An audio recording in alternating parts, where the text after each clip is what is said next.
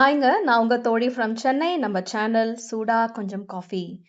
இன்னைக்கு நம்ம வீடியோல என்ன பார்க்க போறோம்னா, வாழைத்தார் அறுவடைங்க. இது எங்க வீட்ல விளைஞ்ச வாழைத்தார்.